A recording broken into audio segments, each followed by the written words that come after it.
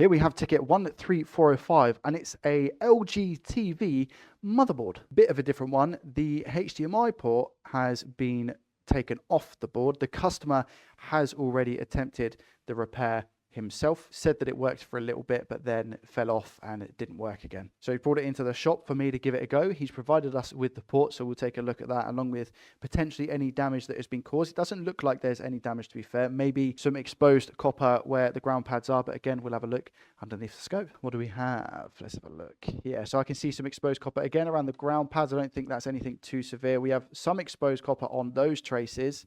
Now I'm probably going to cover those up with conformal coating. The traces that I'm talking about are just about here. If I turn the ring light off just to give us a little bit of less glare and a little bit of light, we should be able to see that a bit better. Ground pads still have solder in, so I'll need to clear those out as well. I'll try not to use heat. I don't know if any of these pads are ripped. The flux still seems to be quite wet, so I don't know what kind of quality flux the customer has used. Doesn't look like we have any missing components, just so it's actually noted. As you can see, we have two pads, one here, and another two pads over here.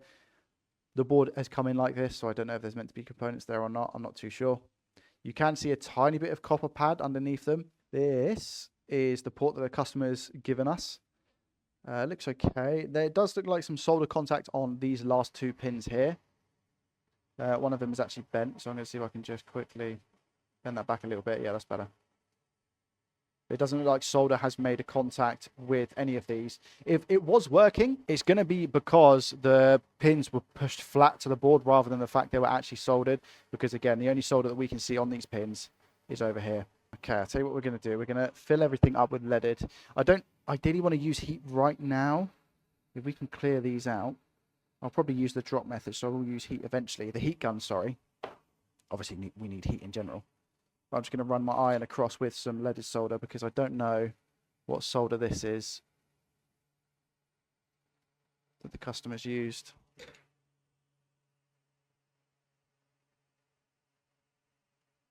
Well, those pads seem okay. Let's fill up the ground holes as well with some leaded.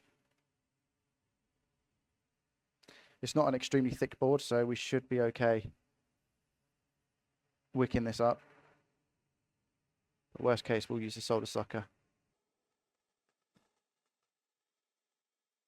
There we go. Okay, let's wick the ground holes.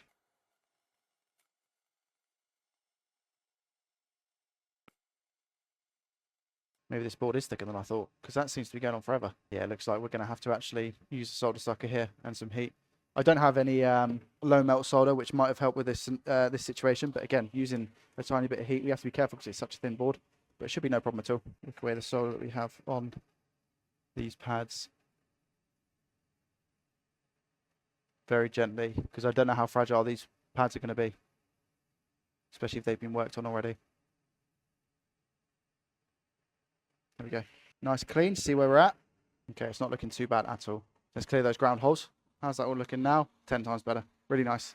And now we should come back in with some flux. Temperature for the heat to get rid of the solder that was in the ground holes. I literally used 350 degrees, believe it or not. So it came out super easy. So I'm just going to fill up these ground holes again. Plenty of solder. Just go over those pads, looking good. Board is prepped. Clear all that flux. There's one more thing that we need to do before we drop the port in.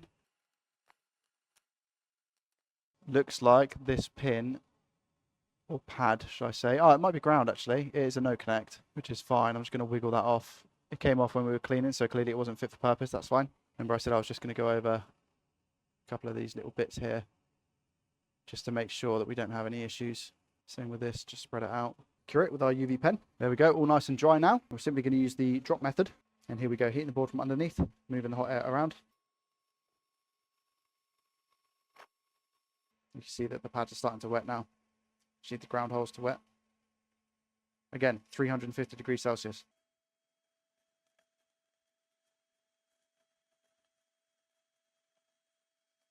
There we go, port's been placed on. Just going to keep the heat on for a second, just to make sure that solder flows through. And then we have connection on the pins. I'm going to come off, wait for that solder to solidify, which I believe it has. Now we're going to inspect. Pins are a little bit over to the side, and they've not sat down fully, but that's fine. We can solder them. We're actually going to go over them individually, just to make sure we have a solid connection.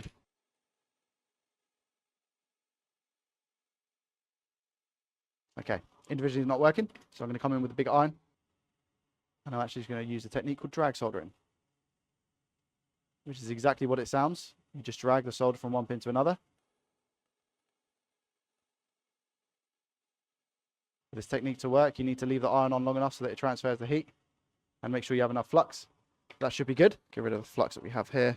We don't want flux getting in the way of the connections that we have. I always try and clear up flux as best I can. Have a look at those pins from top down. They all seem to be soldered. All right, every one of them looks in place as well. I'm just going to test. The way to test is to just take a tweezer and just push on those pins and see if any of them are loose. It's got a bit of flux in between. They all seem to be fine. Good, solid connections on those pins. I'm just thinking maybe the soldering could be a little bit better because it could go further back on the pins. So I'm now just weighing up whether I actually just run over them again and see if I can get more of the copper, because as you can see, we use thinner tweezers here. The pads themselves go a little bit further back, so we could get some more solder on here just to make these pins stronger. It's not necessary because they're all solid, but I'm just thinking for longevity on this, we should do that. So again, flux, my best friend. Tad more solder on the end of the tip. We can wick away what we don't use anyway.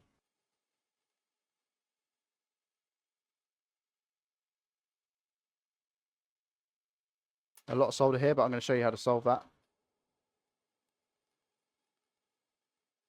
With a good iron, you can achieve anything. Trying to hold the board up with my right hand. Wait there. If I can get a better angle of the pins themselves. There we go. That's better. I'll just place something under it. Take our wick.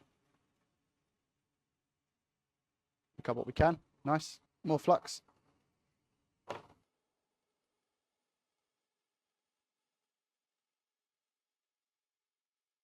There it is. Again, as always, cleaning the flux. When I tilt this up, I'm most probably going to have a few bridges, but we're going to correct them. Yeah, there we go. I predicted, but you can see that the solder now goes all the way back on the pins rather than just half of the way. So that's exactly what I wanted to achieve. But we just need to clear out that little bridge in the middle. Same principles, bit of wick. Still there a little bit. In which case, if we've only got a little bit of solder there now, you know what we do? Flux and spread it.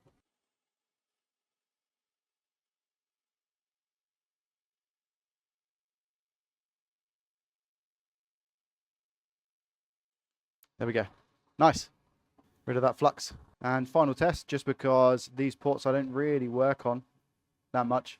Same principle applies because it is just a generic HDMI port, but I'm just going to test. Actually, not something I've done for a long time. Grab our multimeter, put it in continuity mode, which is the mode that beeps when we have a complete circuit. I'm just going to see if any of these are bridging. So if they are bridging, I should hear a beep.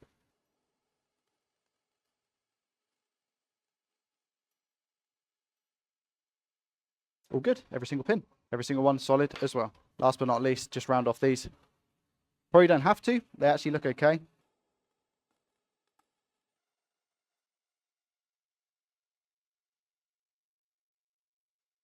Just making sure that the solder goes all the way through the board.